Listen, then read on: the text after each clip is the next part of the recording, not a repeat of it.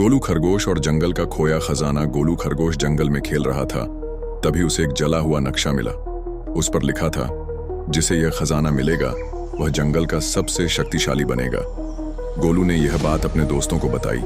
शेर राजा, भालू बलराम, कछुआ धीमी चंद, नेवला चप्पल, हाथी गजराज, मछली झरना और सुअर मोटू, सभी ने तय किया कि वे खजाने की खोज पर निकलेंगे। खजाने की खोज शुरू।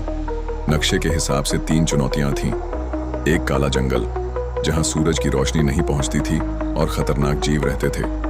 2 रहस्यमयी झील जिसमें गिरने वाला समय में खो जाता था। 3-7 पहाड़ियों की भूल भुलैया जिसमें घुसने के बाद निकलना मुश्किल था। गोलू ने जोश से कहा, चलो दोस्तों, हमें हार नहीं माननी। पहला खतरा, काला जंगल। काले जंगल में अजीब आवाजें आईं। कौन है जो इस जंगल में आया? सामने आया एक विशालकाय गिद्ध कालनेत्र, जिसने कहा, अगर खजाने तक जाना है तो मेरी पहेली का जवाब दो। पहेली, ऐसी चीज जो बढ़ती है पर जिंदा नहीं होती। सभी सोच में पड़ गए, लेकिन कछुआ धीमी चंद बोला, यह छाया, शैडो है। कालनेत्र ने रास्ता खोल दिया और वे आगे बढ़े। दूसरी चुनौती, रहस्यमयी झील। मछली झरना ने बताया, इस झील में जो गिरता है वह समय में खो जाता है। झील किनारे 3 पत्थरों पर लिखा था, सिर्फ वही सुरक्षित पार कर सकता है जो सबसे हल्का है। गोलू को आइडिया आया, हमें पानी पर पत्तों का पुल बनाना होगा। सभी ने पेड़ों के बड़े पत्तों से पुल बनाया और सुरक्षित पार कर गए।